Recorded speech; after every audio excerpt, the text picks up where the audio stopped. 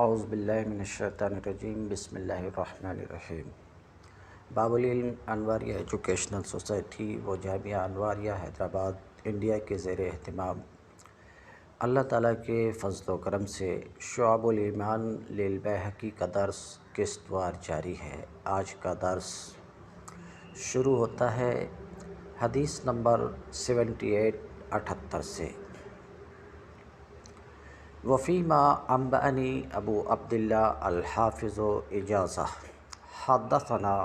ابو العباس الاصم حدثنا الربیع قال قال الشافعی رحمہ اللہ تعالی الاقرار بالایمان وجہان فمن کان من اہل الاوثان ومن لا دین لہ یدعی انہ دین نبوہ فإذا شہد ان لا الہ الا اللہ وان محمدا عبدہ ورسولہ فقد اقر بالایمان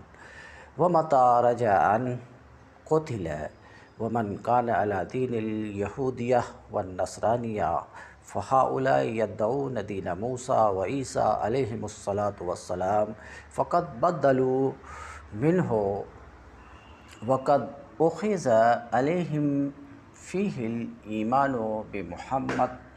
رسول الله صلى الله عليه وسلم فكفروا بترك الإيمان به واتباع دينه مع ما كفروا به من الكذب على الله قبله فقد قيل لي إن فيهم من هو مقيم على دينه يشهد أن لا إله إلا الله ويشهد أن محمد رسول الله ويقول لم يبعث إلينا فإن كان فيهم أحد هكذا فقال أحد منهم أشهد أن لا إله إلا الله وأن محمد رسول الله لم يكن هذا مستكمل الإقرار بالإيمان حتى يقول وأن دين محمد حق أو فرض وأن محمد رسول الله إلى آخرہ۔ حدیث نمبر 78۔ مصنف فرماتے ہیں، مصنف یعنی حافظ ابو بکر بیہقی کہتے ہیں، خبر دی مجھ کو ابو عبداللہ حافظ نے، خبر دی ابو العباس اصم نے،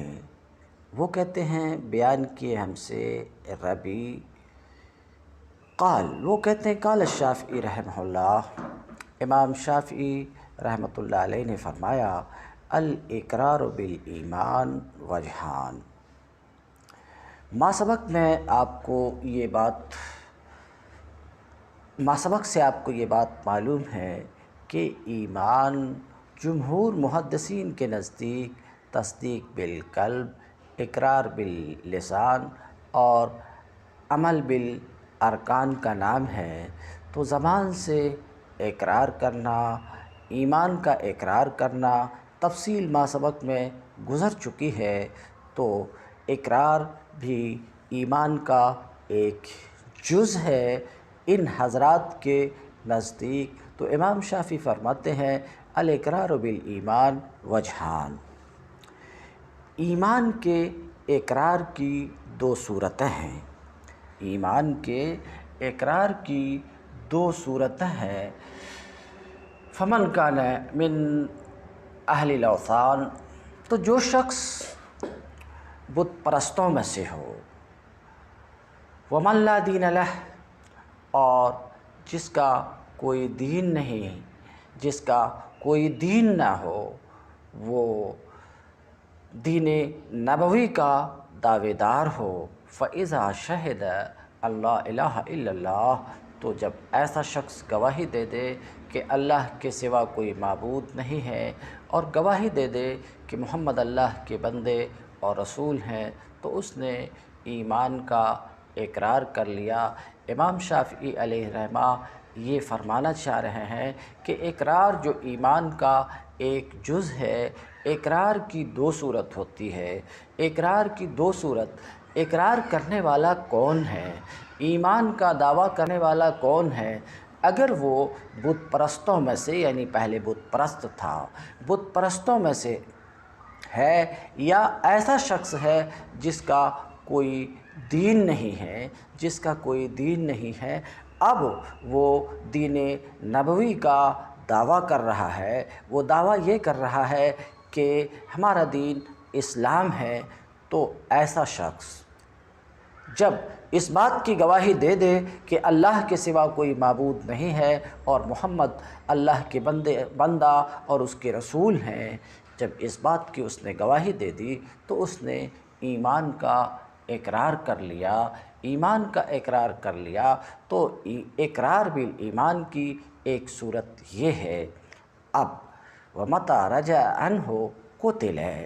اور جب وہ اس سے رجوع کرے گا، سمجھ رہے ہیں، اس اقرار سے رجوع کرے گا تو مرتد ہونے کی وجہ سے قتل کیا جائے گا، مرتد ہونے کی وجہ سے قتل کیا جائے گا۔ وَمَنْ كَانَ عَلَى دِينِ الْيَهُودِيَّةِ، دو صورت تھی، دو صورت میں سے ایک تو بے دین کا اقرار، یعنی ایسے انسان کا اقرار جس کا کوئی دین نہ ہو یا بت پرست تھا، تو وہ اتنا اگر کہہ دیتا ہے اپنی زبان سے، اس بات کی گواہی دے دیتا ہے، لا الہ الا اللہ محمد رسول اللہ کی گواہی دے دیتا ہے، تو اس کی طرف سے ایمان کا اقرار پا لیا گیا، ایمان کا اقرار پا لیا گیا۔ دوسرا وہ شخص جو دین یہودیت یا دین نصرانیت پر ہو، یعنی جس کا دین یہودیت یا عیسائیت ہو، جو شخص مذہب یہودیت یا مذہب عیسائیت پر ہو، فَهَؤُلَاءِ يَدَّعُونَ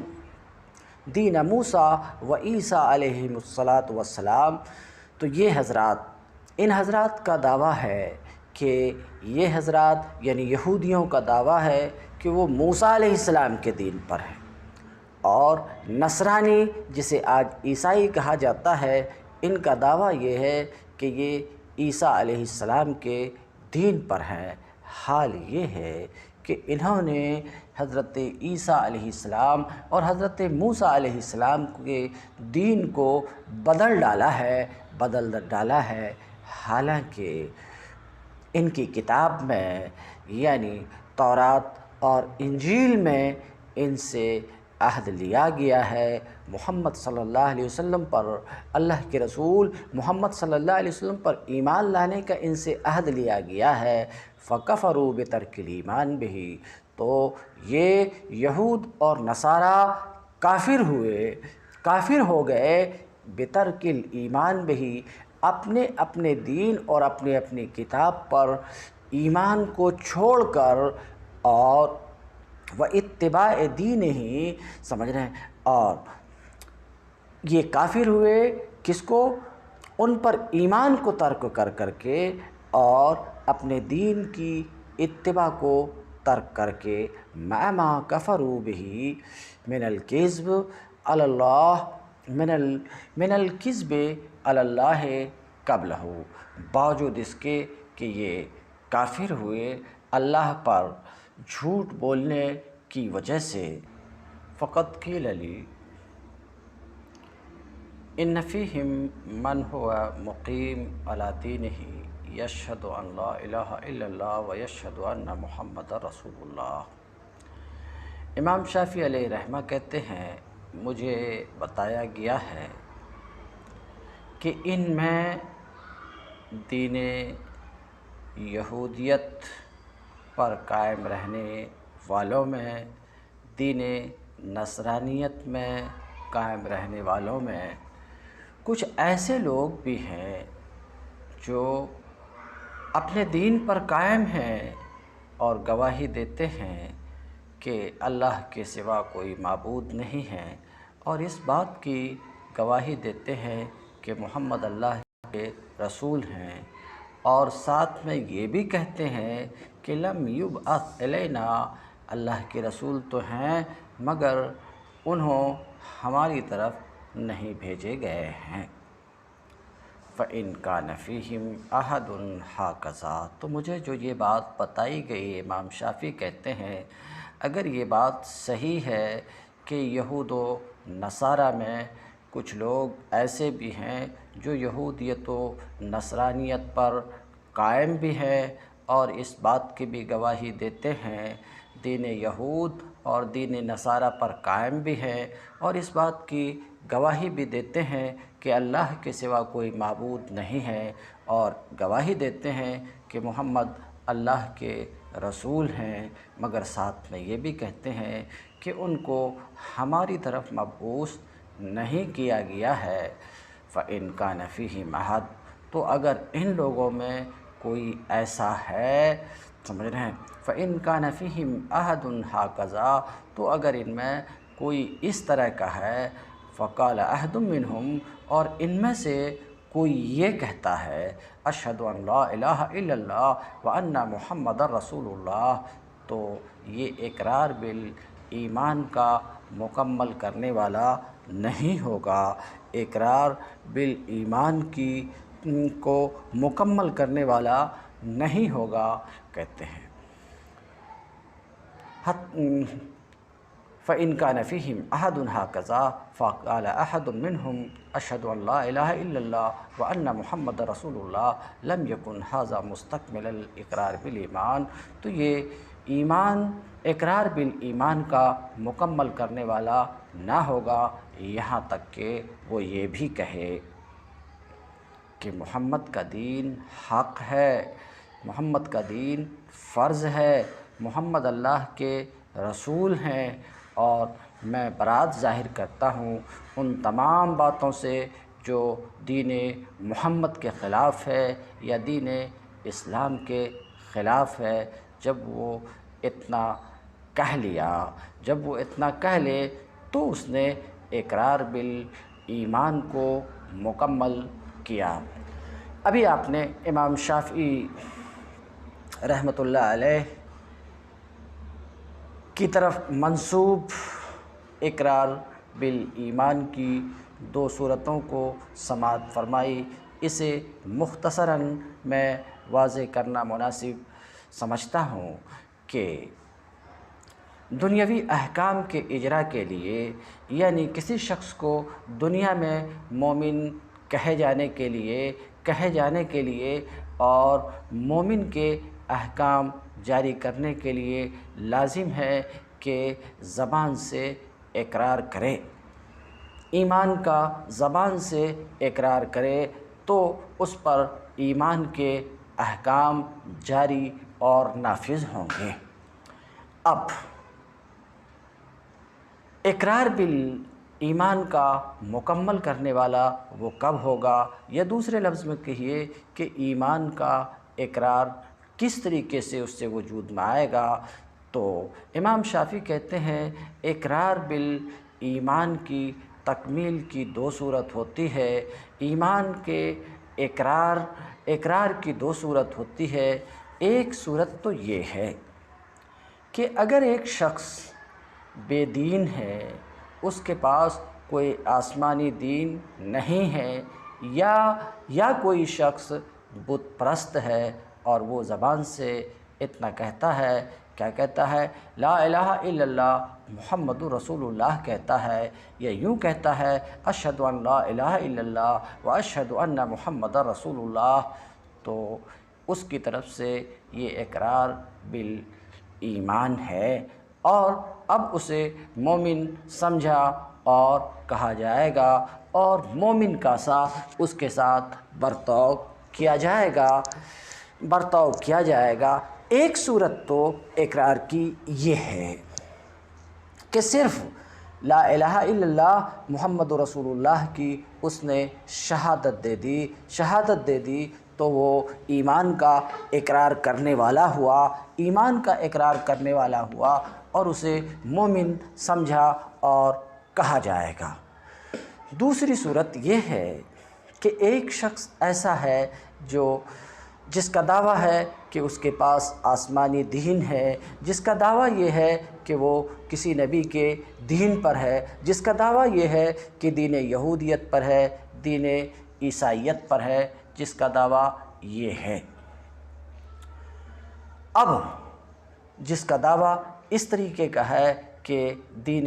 عیسائیت پر ہے یا دین نصرانیت انسانیت پر ہے، باسمر ہیں۔ تو حال یہ ہے کہ اس طرح کا ان کا دعویٰ ہے کہ وہ دین یہودیت پر ہے یا دین عیسائیت پر ہے۔ اور حال یہ ہے کہ ان یہود و نصارہ میں کچھ لوگ ایسے بھی ہیں جو اپنے دین پر قائم رہتے ہوئے اس بات کی بھی گواہی دیتے ہیں کہ اللہ کے سوا کوئی معبود نہیں ہے، اور اس بات کی گواہی دیتے ہیں کہ محمد اللہ کے رسول ہیں، مگر ساتھ میں یہ بھی کہتے ہیں کہ ہماری طرف وہ نہیں بھیجے گئے ہیں۔ تو ان کی طرف سے صرف یہ گواہی کہ اشہد ان لا الہ الا اللہ و اشہد ان محمد رسول اللہ، یہ گواہی اقرار بالایمان کے لیے ناکافی ہوگی اقرار بالایمان کے لیے، بلکہ ان کی طرف سے اقرار بالایمان اس وقت ہوگا جب کہ یہ اس گواہی کے ساتھ ساتھ یہ بھی کہے کہ گواہی دیتا ہوں کہ محمد کا دین حق ہے یا فرض ہے، یا محمد اللہ کے رسول ہیں، اور میں براءت ظاہر کرتا ہوں ان تمام چیزوں سے، میں براءت کا اظہار کرتا ہوں ان تمام چیزوں سے جو دین محمد کے مخالف ہے، یا تو یوں کہے کہ میں براءت ظاہر کرتا ہوں ان تمام چیزوں سے جو دین اسلام کے خلاف ہے۔ امام شافعی کہتے ہیں فَإِذَا قَالَ هَذَا، جب وہ یہ کہے تب اس نے اقرار بالایمان کو مکمل کر لیا۔ وَبَسَطَ الکلام فیہ کہتے ہیں امام شافعی نے اس میں تفصیل سے کلام کیا ہے۔ وَعَلَىٰ قِيَاسِ هَذَا كُلُّ مَنْ تَلَفَّظَ بِكَلَامٍ مُحْتَمِلٍ لَمْ يَكُنْ ذَلِكَ مِنْهُ صَرِيحُ اقرار بالایمان حَتَّى يَأْتِيَ بِمَا يُخْرِجُهُ عَنْ حَدِّ الاحتمال۔ اس مذکورہ تفصیل پر قیاس کرتے ہوئے ہر وہ شخص جو احتمال رکھنے والے کلام کا تلفظ کرے تو یہ اس کی طرف سے ایمان کا صریح اقرار نہیں ہوگا، یہاں تک کہ وہ ایسے کلام کا تلفظ کرے جو اس احتمال کو نکال دے۔ وقد بسط الحلیمی رحمہ اللہ تعالی الکلام فی شرحہ، شیخ حلیمی رحمۃ اللہ علیہ نے اس کی شرح کرتے ہوئے مفصل کلام کیا ہے۔ وقد ينعقد الایمان بغیر القول المعروف اذا اتى بما يؤدي معناه وما ذکرنا من الآیہ دلالہ علی ذلک۔ کبھی مشہور قول لا الہ الا اللہ کے بغیر بھی ایمان منعقد ہو جاتا ہے، لا الہ الا اللہ کے کہے بغیر بھی ایمان منعقد ہو جاتا ہے۔ اذا اتی بما یؤدی معناہ، جب ایسے الفاظ لے آئے جن سے معروف قول کا مفہوم ادا ہو جائے وما ذکرنا من الآیہ دلالۃ علی ذلک، جو آیت ہم نے ذکر کی ہے اس میں اس پر دلالت ہے۔ اس سے پہلے آیت سن چکے آپ کہ وَإِذْ قَالَ إِبْرَاهِيمُ لِأَبِيهِ وَقَوْمِهِ إِنَّنِي بَرَاءٌ مِّمَّا تَعْبُدُونَ إِلَّا الَّذِي فَطَرَنِي، تو ایک شخص کا ایسا کہنا کہ میں ان سب سے بری ہوں جس کی تم عبادت کرتے ہو، تمام باطل معبودوں سے میں بری ہوں، اور میں تو عبادت کرتا ہوں بس اسی کی جس نے مجھے پیدا کیا۔ تو اس سے بھی معروف قول کا مفہوم، لا الہ الا اللہ کا مفہوم ادا ہو جاتا ہے۔ تو کوئی شخص اگر لا الہ الا اللہ کے بجائے ایسا کوئی جملہ کہے جو اس مفہوم کو ادا کرے، جس سے اس مفہوم کی ادائیگی ہو گئی، تو وہ شخص بھی مومن ہو گیا۔ قال البیہقی رحمہ اللہ تعالی وقد روینا فی حدیث المقداد ابن الاسود انہ قال حافظ بیہقی ابو بکر بیہقی رحمۃ اللہ علیہ کہتے ہیں کہ قد روینا فی حدیث المقداد، ہم مقداد بن اسود کی حدیث میں روایت کر چکے ہیں کہ انہوں نے رسول اللہ صلی اللہ علیہ وسلم سے عرض کیا، یا رسول اللہ ارأیت ان لقیت رجلا من الکفار فقاتلنی فضرب احدی یدی بالسیف فقطعها ثم لاذ منی بشجرۃ فقال۔ حضرت مقداد بن اسود رضی اللہ تعالیٰ عنہ نے رسول اللہ صلی اللہ علیہ وسلم سے عرض کیا، یا رسول اللہ ارأیت،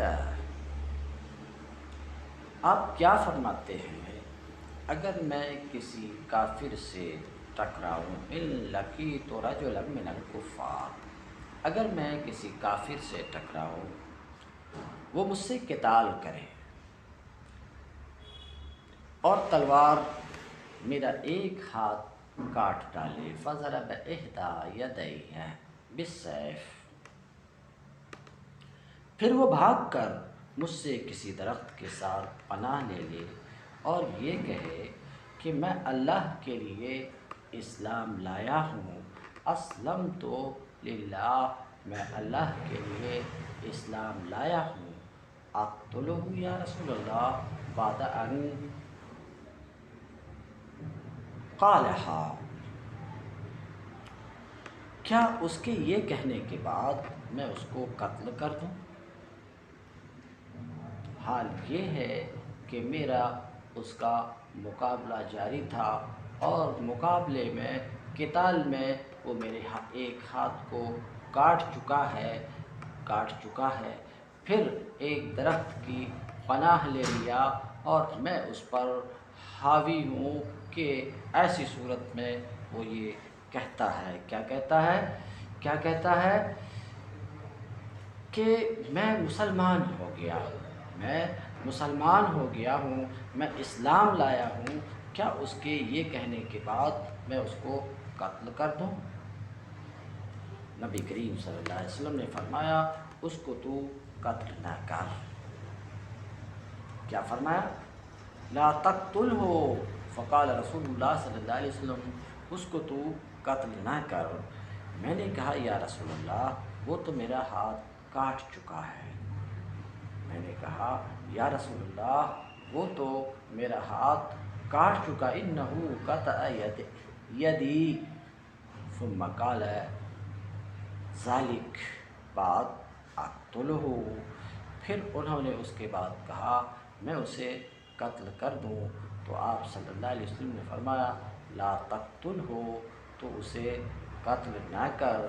فإن قتلتہ، اب اگر تم اس کو قتل کرو گے تو وہ تمہارے درجے میں ہوگا، اب اگر تم اسے قتل کرو گے فإنہ بمنزلتک قبل ان تقتلہ، سمجھ رہے ہیں؟ حضور نے فرمایا کہ اگر تم نے اسے قتل کیا تو وہ تیرے اس مقام پر ہوگا جس مقام پر تو اس کو قتل کرنے سے پہلے تھا، اور تو اس کے اس مقام پر ہوگا جس پر وہ کلمہ پڑھنے سے قبل تھا۔ اس حدیث سے یہ بات معلوم ہوئی کہ لا الہ الا اللہ کے قائل کے قتل کو تم نے جائز سمجھا اور یہ کفر ہے۔ حدیث نمبر 79، اخبرنا ابو عبداللہ الحافظ اخبرنا ابو بکر بن اسحاق الفقیہ اخبرنا احمد بن ابراہیم بن ملحان حدثنا ابن بکیر حدثنا اللیث عن ابن شہاب عن عطاء ابن یزید اللیثی عن عبید اللہ ابن عدی بن الخیاط عن المقداد انہ قال یا رسول اللہ فذکرہ۔ ہمیں اسی کی خبر دی ابو عبداللہ حافظ نے، وہ کہتے ہیں خبر دی ہے ابو بکر بن اسحاق فقیہ نے، وہ کہتے ہیں ہمیں بات بیان کی ہے احمد بن ابراہیم نے، احمد بن ابراہیم بن ملحان نے، وہ کہتے ہیں ہمیں بیان کیا ہے ابن بکیر نے، وہ کہتے ہیں ہمیں بیان کیا ہے لیث نے ابن شہاب سے، انہوں نے عطا بن یزید لیثی سے، انہوں نے عبداللہ بن عدی بن خیار سے، انہوں نے مقداد بن اسود سے کہ انہوں نے کہا یا رسول اللہ، پھر اسی مذکورہ حدیث کو ذکر کیا جس کو ابھی ابھی آپ نے سنا ہے۔ کہتے ہیں اخرجہ فی الصحیح، اس حدیث کی تخریج شیخین نے بھی کی ہے اپنی اپنی صحیح میں، یعنی بخاری اور مسلم نے بھی اس حدیث کی تخریج کی ہے صحیح البخاری میں اور صحیح المسلم میں۔ وروینا فی حدیث عقبۃ بن مالک فی قصۃ شبیہہ بقصۃ المقداد غیر انہ قال فقال انی مسلم۔ کہتے ہیں کہ اور ہم عقبہ بن مالک کی حدیث میں بھی مقداد کے قصے کے مانند ایک قصے کی روایت کیے ہیں، سوائے اس کے کہ انہوں نے یہ کہا انی مسلم، اسلمت کی جگہ انی مسلم، فذکر ما کان من نبی من اعراضہ عن قاتلہ وقولہ، جب میں مسلمان بھی ہوں، پھر آگے اس سے وہی ذکر کیا ہے جو نبی کریم صلی اللہ علیہ وسلم کی طرف سے اعراض منقول تھا اس کے قاتل سے، اور آپ کا یہ فرمان بھی کہ ان اللہ ابا من قتل مومنا، اللہ تعالیٰ بے شک اللہ نے انکار کیا ہے اس شخص کی مغفرت سے جو شخص کسی مومن کو قتل کرے۔ فصل فی من کفر مسلما، حدیث نمبر 80۔ اخبرنا ابو عبداللہ الحافظ اخبرنا ابو الولید الفقیہ اخبرنا الحسن بن سفیان حدثنا ابو بکر بن ابی شیبہ حدثنا محمد بن بشر و عبداللہ بن نمیر قال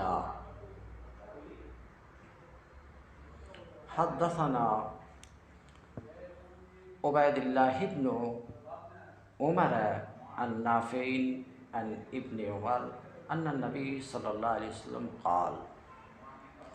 اذا کفر الرجل اخاہ فقد باء بها احدہما۔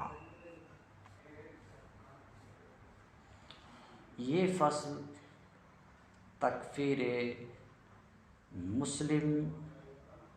کے حکم میں، یہ فصل انتہائی اہم فصل ہے۔ اس فصل میں جو گفتگو آ رہی ہے انتہائی توجہ کے لائق گفتگو ہے، موضوع ہے تکفیر مومنین، موضوع ہے تکفیر مسلمین، یعنی کسی مسلم کو کافر کہنا۔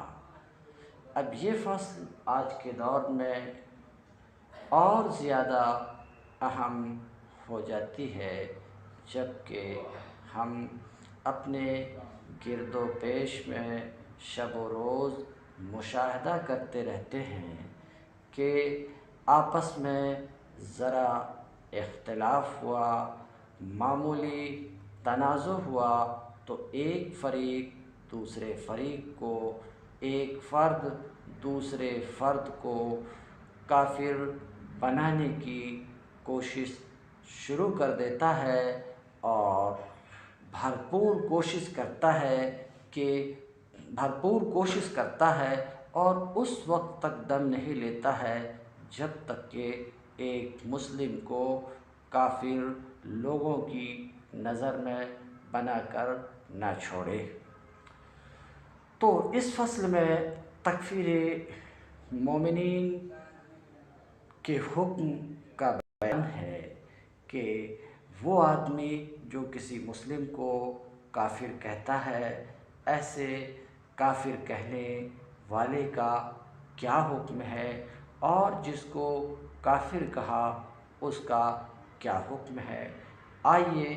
دیکھتے ہیں حدیث کیا کہتی ہے۔ تو اس وقت شعب الایمان للبیہقی کی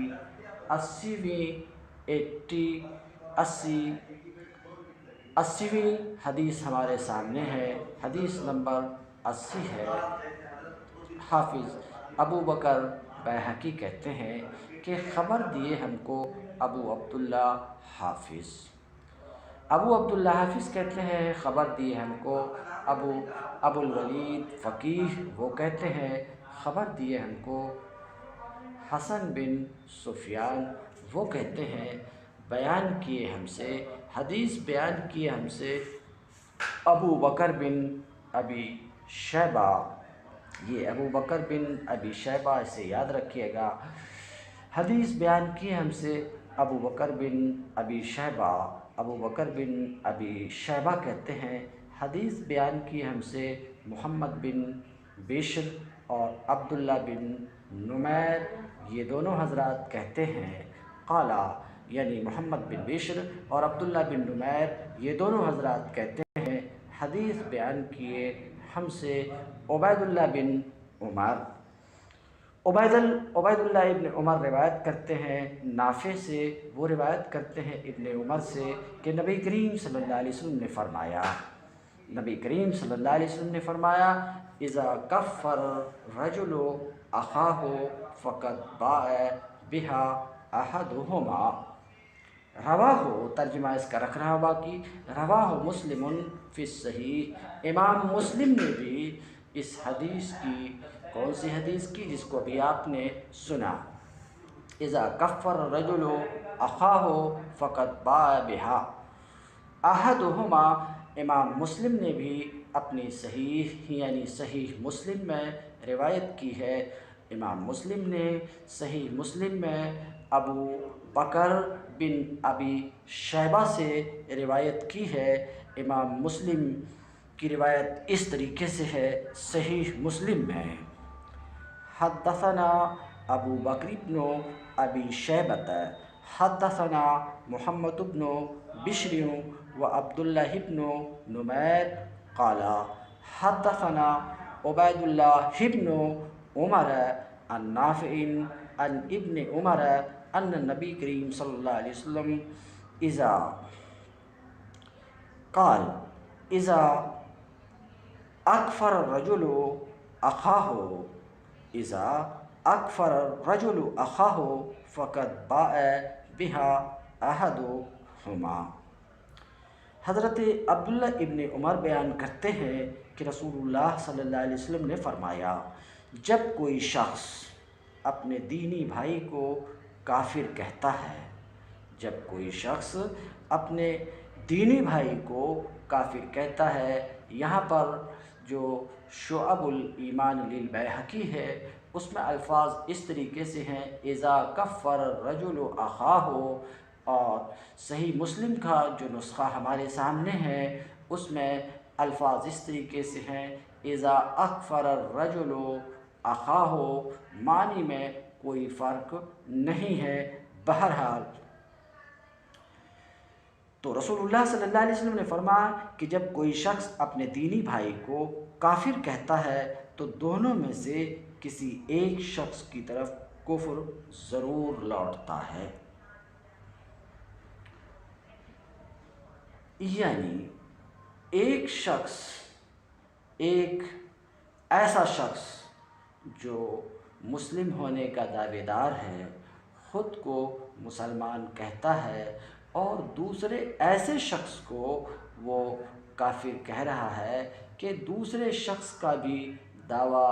یہ ہے کہ وہ مسلم ہے، تو اللہ کے رسول صلی اللہ علیہ وسلم فرماتے ہیں کہ جب کوئی شخص اپنے مسلم بھائی کو کافر کہتا ہے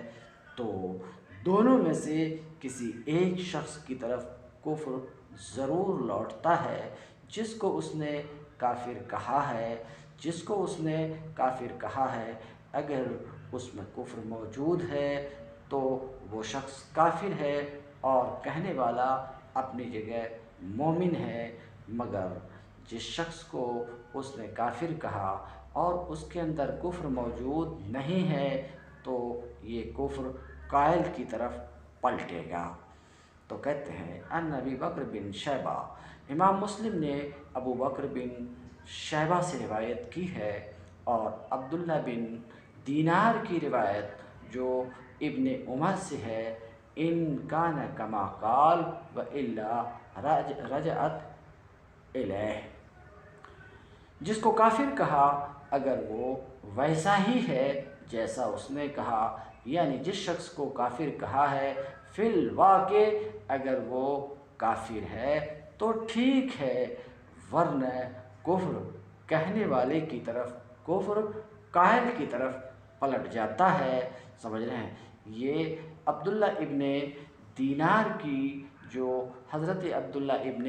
عمر سے روایت ہے، اس روایت میں یہ لفظ بھی موجود ہے۔ مسئلہ ہے مسلمانوں کو کافر کہنے والے کی تکفیر۔ مسلمانوں کو کافر کہنے والے کی تکفیر، کیا مسلمانوں کو کافر کہنے والے کی تکفیر؟ وفی روایت عبداللہ ابن دینار عن ابن عمر، مناسب معلوم ہوتا ہے کہ عبداللہ ابن دینار عن ابن عمر اس روایت کو بھی امام مسلم نے صحیح مسلم میں رکھا ہے، اسے بھی پوری سند کے ساتھ سماعت فرمائیں، پھر تکفیر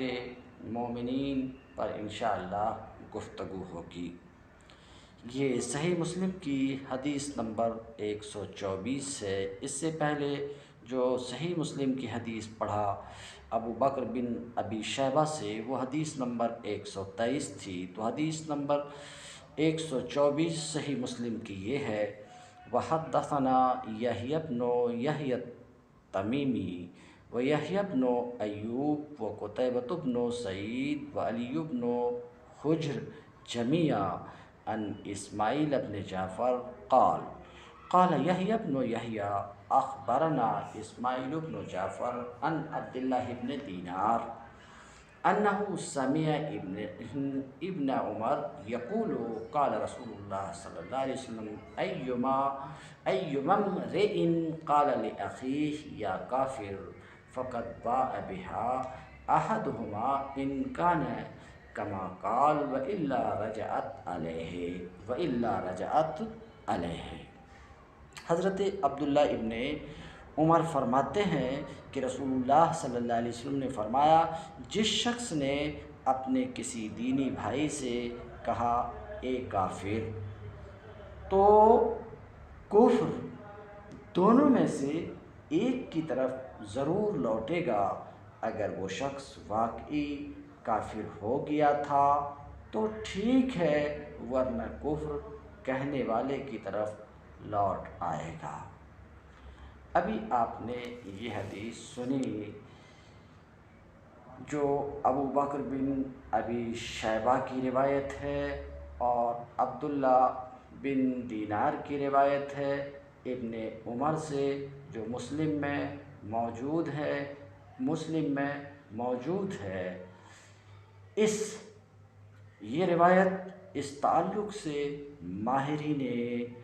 علم حدیث کیا کہتے ہیں؟ تو علامہ یحییٰ بن شرف نووی لکھتے ہیں کہ بعض علماء نے اس حدیث کو مشکل احادیث میں شمار کیا ہے، کیونکہ اس حدیث کا ظاہر معنی مراد نہیں ہے۔ اس لیے اہل حق کا مذہب یہ ہے کہ قتل، زنا اور اسی طرح دوسرے کبیرہ گناہوں کی وجہ سے مسلمان کی تکفیر نہیں کی جاتی ہے، اور اس تعلق سے حدیث میں صراحت بھی ہے، لا تکفر مسلما بذنب۔ اسی طرح اگر کوئی شخص اپنے مسلمان بھائی کو ایک کافر کہے، حالانکہ اس کا یہ اعتقاد نہ ہو کہ دین اسلام باطل ہے، تو اس کی تکفیر نہیں کی جائے گی۔ اس وجہ سے اس حدیث کی کئی توجیحات کی گئی ہیں۔ ان توجیحات میں سے بعض کو آپ کے سامنے رکھا جاتا ہے۔ نمبر 1، جو شخص جائز اور حلال سمجھ کر کسی مسلمان کو ایک کافر کہے وہ کافر ہو جائے گا، یعنی اس حدیث کا مطلب یہ ہے کہ کوئی مسلمان اپنے بھائی کو ایک کافر کہے اور یہ سمجھے کہ ایسا کہنا جائز ہے، تو ایسا سمجھتے ہوئے جائز سمجھ کر کہنا یہ کفر ہے، کہنے والا کافر ہو جائے گا۔ دوسری توجیہ اس کی یہ کی گئی ہے کہ جو شخص مسلمانوں کو بکثرت کافر کہے گا، اس کی شامت سے وہ خود معال کار کافر ہو جائے گا، انجام کار کافر ہو جائے گا۔ نمبر 3، جو شخص کسی مسلمان کو کافر کہہ رہا ہے وہ در حقیقت خود کو کافر کہہ رہا ہے، کیونکہ جس کو کافر کہہ رہا ہے اس کے عقائد اسی کی طرح ہیں اور وہ اسی کی طرح مسلمان ہے۔ چوتھی توجیہ اس حدیث کی یہ کی گئی ہے کہ اس حدیث کا مطلب یہ ہے کہ جو شخص کسی مسلمان کو کافر کہے گا تو کسی مسلمان کو کافر کہے گا تو اس کی تکفیر کا گناہ اس کی طرف لوٹے گا۔ اس حدیث یعنی رسول اللہ صلی اللہ علیہ وسلم کے اس فرمان کہ اذا کفر الرجل اخاہ فقد باء بها احدہما، اس کی ایک توجیہ یہ بھی کی گئی ہے کہ اگر کسی شخص نے مسلمان کو بطور سب و شتم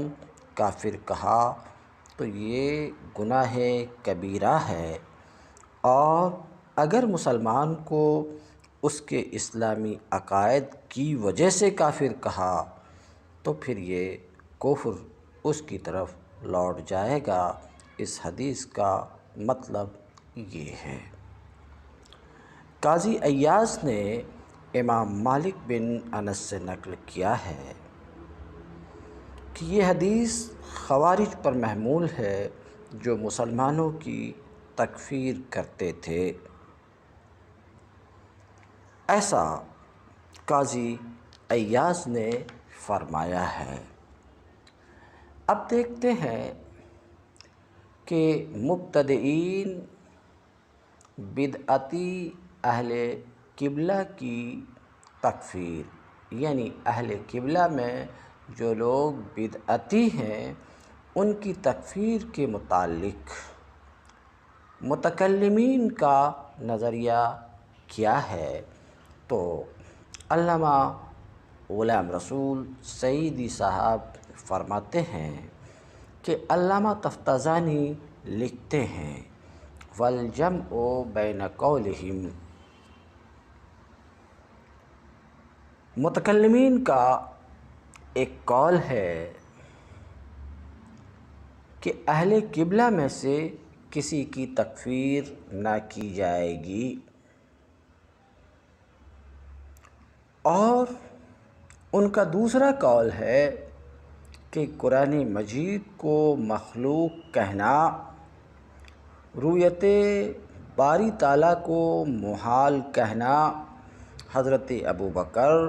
اور حضرت عمر کو سب کرنا یا لعنت کرنا کفر ہے۔ ان دونوں قولوں میں تطبیق مشکل ہے۔ یعنی متکلمین ایک طرف تو یہ بھی کہتے ہیں کہ اہل قبلہ میں سے کسی کی تکفیر نہ کی جائے، اور دوسری طرف ان کا یہ بھی قول ہے کہ جو لوگ قرآن مجید کو مخلوق کہتے ہیں، جو باری تعالیٰ کے دیدار کو محال کہتے ہیں، جو شیخین حضرت ابوبکر اور حضرت عمر کو گالی دیتے ہیں یا لعنت کرتے ہیں، تو ان میں سے ہر ایک بات کفر ہے۔ متکلمین کی ان دونوں باتوں میں، متکلمین کے ان دونوں قولوں میں تطبیق مشکل ہے۔ غلام رسول سعیدی لکھتے ہیں کہ عبدالعزیز پرہاروی اس کی شرح میں لکھتے ہیں کہ اس اشکال کے 3 جواب دیے گئے ہیں۔ نمبر 1، تکفیر نہ کرنا، اہل قبلہ کی تکفیر نہ کرنا شیخ اشعری اور ان کے موافق متکلمین کا مذہب ہے۔ تو شیخ حسن اشعری اور ان کے موافق متکلمین کا مذہب یہ ہے کہ اہل قبلہ کی تکفیر نہ کی جائے۔ منتقی میں امام اعظم ابو حنیفہ رحمۃ اللہ علیہ سے بھی یہی مذہب مروی ہے، یہی مذہب ان سے بھی مروی ہے کہ اہل قبلہ کی تکفیر نہ کی جائے، اور مبتدئین اہل قبلہ کی تکفیر کرنا یہ فقہا کا مذہب ہے۔ لہٰذا دونوں قولوں کے قائل الگ الگ ہیں۔ اس کی ایک شرح یہ بھی کی گئی ہے کہ کتاب و سنت کے دلائل قطعیہ اور اجماع سلف کی اس پر دلالت ہے کہ قرآن اللہ کا کلام ہے اور رویت باری واقع ہے، اور حضرت ابوبکر، حضرت عمر رضی اللہ عنہما کو شرف عظیم حاصل ہے۔ کتاب و سنت کے دلائل قطعیہ اس پر دلالت کرتے ہیں، اور سلف کا اجماع بھی اس بات پر ہے۔ تو جو شخص ان امور کا انکار کرے اس کو اہل قبلہ میں سے شمار نہیں کیا جائے گا۔ تیسرا جواب یہ دیا گیا ہے کہ جن علماء نے تکفیر کی ہے اہل قبلہ کی، وہ تحدید اور تغلیظ پر محمول ہے، اس کا ظاہری معنی مراد نہیں ہے، ظاہری معنی مراد نہیں ہے۔ اس کے سوا جب ہم ملا علی قاری کی طرف نظر کرتے ہیں اور ابن حمام کی طرف نظر کرتے ہیں، اور پھر فاضل سیالکوٹوی اس بحث میں کیا کچھ کہتے ہیں، تو فاضل سیالکوٹوی اس بحث میں لکھتے ہیں کہ اس اشکال کا جواب یہ ہے کہ یہ قاعدہ کہ اہل قبلہ میں سے کسی کی تکفیر نہ کی جائے گی شیخ اشعری نے بیان کیا ہے، اور اکثر فقہا نے اس کی موافقت کی ہے۔ ملتقی میں ایسا ہے کہ اہل قبلہ میں سے تو شیخ حسن اشعری سمجھ رہے ہیں، انہوں نے یہ قاعدہ بیان کیا ہے کہ اہل قبلہ میں سے کسی کی تکفیر نہیں کی جائے گی، اور اکثر فقہا نے اس کی موافقت کی ہے۔ منتقی میں امام ابو حنیفہ سے بھی یہی مروی ہے کہ اہل قبلہ کی تکفیر نہیں کی جائے گی۔ اور دوسرے فقہا نے اس قاعدہ کی موافقت نہیں کی ہے۔ انہوں نے کہا کہ ہم شیعہ اور معتزلہ کی تکفیر کرتے ہیں، چونکہ دونوں قولوں کا قائل ایک نہیں ہے، اس لیے ان میں تطبیق کی ضرورت نہیں ہے۔ ابن حمام اس بحث میں لکھتے ہیں کہ وَاعْلَمْ أَنَّ الْحُكْمَ بِكُفْرِ مَنْ ذَكَرْنَا مِنْ أَهْلِ الْأَهْوَاءِ، جان لیجئے کہ ہم نے جو اہل اہواء مثلاً حضرت ابوبکر کی امامت کے منکر اور ان کو سب کرنے والے پر کفر کا حکم لگایا ہے، حالانکہ امام ابو حنیفہ اور امام شافعی رحمہم اللہ سے یہ ثابت ہے کہ مبتدئین اہل قبلہ کی تکفیر نہیں کی جائے گی۔ سو اس تکفیر کا محمل یہ ہے کہ فی نفس ہی یہ معتقدات کفر ہیں، فی نفس ہی یہ معتقدات کفر ہیں۔ جو ان کا قول کرے گا وہ کفر کا قول کرے گا، ہر چند کہ اس کی تکفیر نہیں کی جائے گی، کیونکہ اس قول کے قائل نے حق کو طلب کرنے کے لیے حتی الوسع اجتہاد کر کے یہ قول کیا ہے، لیکن ان کی ابتدا میں نماز کے بطلان کا قول کرنا اس تطبیق کی تصحیح نہیں کرتا۔ البتہ ان کی ابتدا میں نماز کے بطلان کے قول کو اس پر محمول کیا جائے گا کہ ان کی ابتدا نہیں کرنی چاہیے، اور یہ چیز صحت نماز کے منافی نہیں ہے۔ اور اگر یہ توجیہ نہ کی جائے تو پھر اہل قبلہ کی عدم تکفیر کے قاعدہ سے یقیناً اشکال واقع ہوگا، ایسا ابن حمام نے لکھا ہے۔ اس پر ملا علی قاری لکھتے ہیں کہ امام ابو حنیفہ نے اہل قبلہ کی تکفیر نہ کرنے پر تفصیل سے کلام کیا ہے، خواہ وہ اہل معصیت ہوں یا اہل بدعت ہوں، اور امام اعظم کا یہ قول اس پر دلالت کرتا ہے کہ حضرت ابوبکر حضرت عمر کو سب کرنا کفر نہیں ہے۔ چنانچہ سالمی نے تمہید میں اسی قول کو صحیح قرار دیا ہے، کیونکہ اس تکفیر کا مبنی ثابت نہیں ہے۔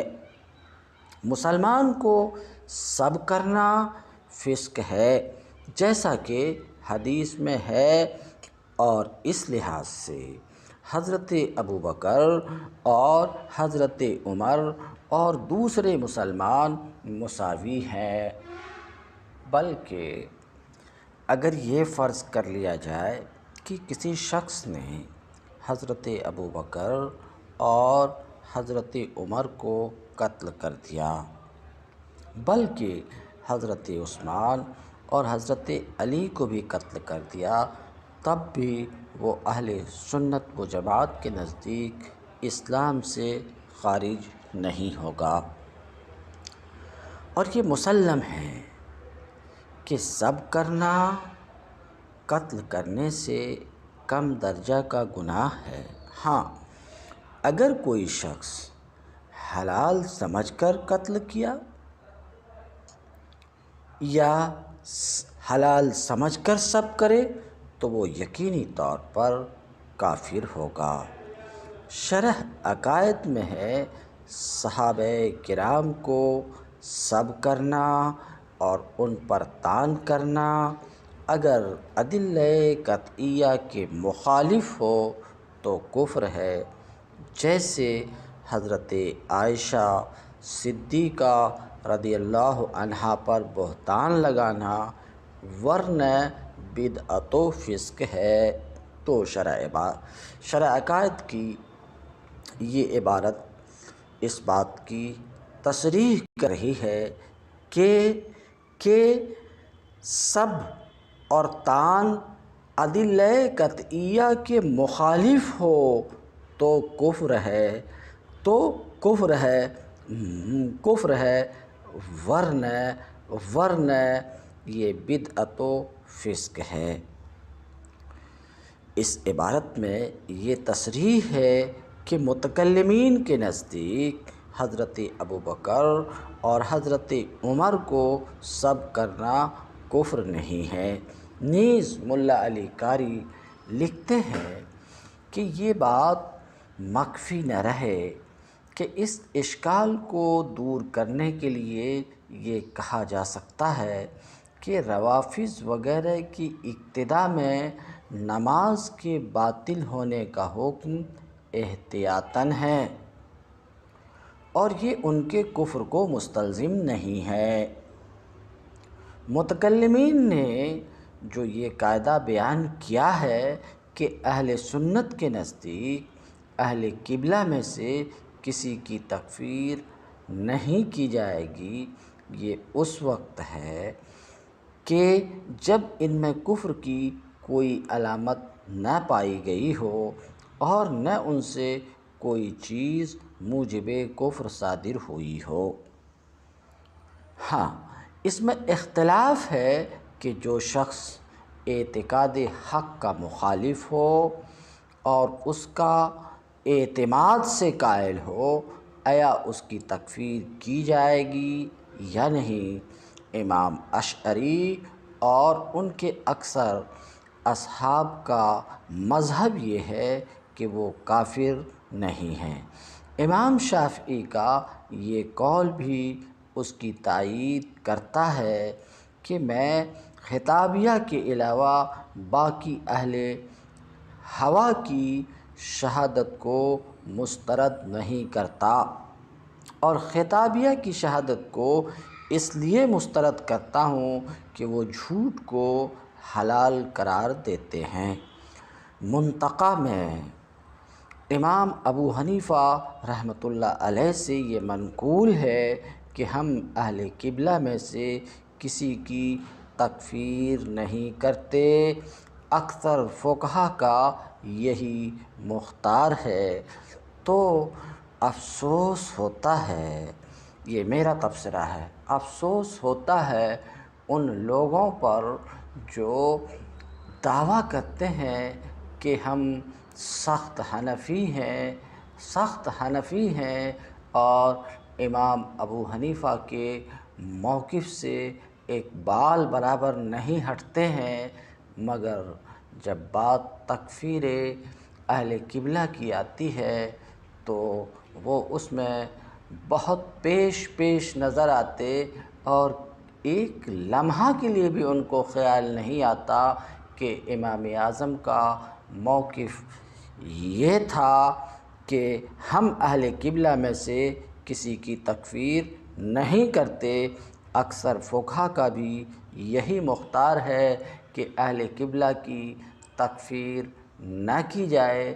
مگر آج ہمارے اس دور میں تکفیری مشن شباب پر ہے، ہر فریق دوسرے فریق پر کفر کا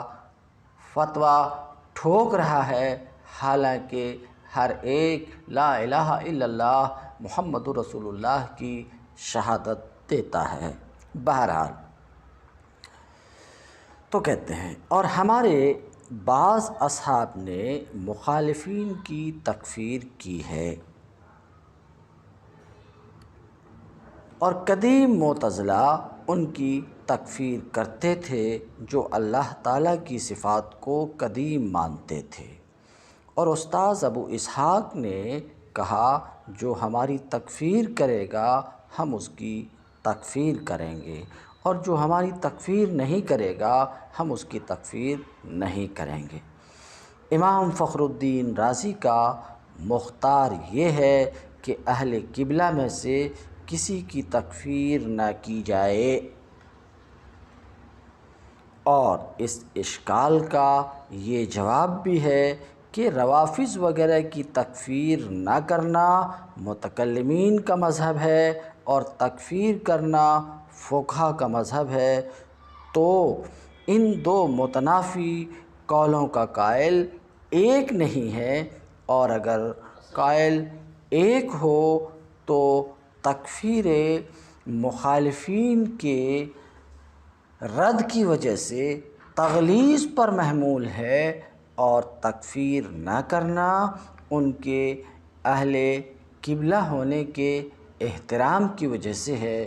کیونکہ یہ لوگ بعض امور میں بہرحال ہمارے موافق ہیں۔ تکفیر مسلم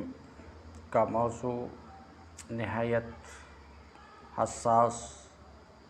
اور نازک موضوع ہے۔ آج کے دور میں اس موضوع پر گفتگو کیے جانے کی ضرورت ہے، مگر فتنے کا دور ہے، اس وجہ سے میں اس موضوع پر ذاتی طور پر کوئی تبصرہ اور گفتگو کرنے سے متعدد وجوہ سے عاجز ہوں، مگر اس موضوع پر گفتگو کیے جانے کی ضرورت محسوس کرتے ہوئے کچھ اقتباسات شرح مسلم للسعیدی سے نقل کر کے آپ کے سامنے رکھا، تاکہ آنے والی گفتگو کی بھی ایک حد تک وضاحت ہو جائے۔ قال الحلیمی رحمہ اللہ تعالی: اذا قال ذلك مسلم لمسلم فهذا على وجہین۔ حلیمی حاکم ابو عبداللہ حلیمی رحمۃ اللہ علیہ نے فرمایا، یہ بات جب کوئی مسلمان کسی مسلمان کے بارے میں کہتا ہے تو یہ دو وجوہ پر ہوتا ہے، اس کی دو صورتیں ہوتی ہیں۔ اگر کہنے والے کی مراد یہ ہو، حلیمی رحمۃ اللہ علیہ کہتے ہیں، ان اراد ان الدین الذی یعتقدہ کفر، اگر کہنے والے کی مراد یہ ہو کہ وہ دین جس کا یہ معتقد ہے وہ کفر ہے، تو یہ کہنے والا خود کافر ہو جاتا ہے۔ وَإِنْ أَرَادَ أَنَّهُ كَافِرٌ فِي الْبَاطِنِ وَلَكِنَّهُ يُظْهِرُ الْإِيمَانَ نِفَاقًا، اور اگر اس کی مراد یہ ہوتی ہے کہ وہ باطنی طور پر کافر ہے لیکن ظاہری طور پر بطور منافقت ایمان کا اظہار کرتا ہے، تو کہنے والا کافر نہیں ہوگا، اور اگر کسی بات کا ارادہ نہ کرے تب بھی کافر نہیں ہوگا، اس لیے کہ اس کا ظاہر یہ ہے کہ اس نے اس کو تہمت لگائی ہے ایسی چیز کے بارے میں جس کو وہ فی نفس ہی خود نہیں جانتا۔ قال البیہقی رحمہ اللہ تعالی: قد روینا عن عمر بن الخطاب رضی اللہ تعالی عنہ انہ قال فی حاطب بن ابی بلتع حین خان رسول اللہ صلی اللہ علیہ وسلم بالکتابۃ الی مکہ: دعنی اضرب عنق ھذا المنافق۔ حافظ بیہقی رحمۃ اللہ علیہ فرماتے ہیں، ہم نے عمر بن خطاب رضی اللہ عنہ سے روایت کی ہے کہ انہوں نے حاطب کے بارے میں اس وقت کہا تھا جب انہوں نے مکہ میں خط بھیج کر رسول اللہ صلی اللہ علیہ وسلم کا راز افشا کیا تھا۔ عمر نے کیا کہا؟ دعنی اضرب عنق ھذا المنافق، چھوڑیے مجھے، میں اس منافق کی گردن اڑا دوں۔ حضرت عمر نے حاطب کو منافق قرار دیا تھا، جبکہ وہ در حقیقت منافق نہیں تھے۔ حضور صلی اللہ علیہ وسلم نے اس کی تصدیق فرمائی تھی، اس کی اس بات کے بارے میں جو اس نے اپنی ذات کے بارے میں خبر دی تھی، اور حضرت عمر اس کی وجہ سے کافر نہیں ہوئے تھے، اس لیے کہ انہوں نے حاطب کو کفر کی نسبت، حاطب کی طرف کفر کی نسبت تاویل کے ساتھ کی تھی، اور حضرت عمر کا موقف وہ تھا جس کا احتمال تھا۔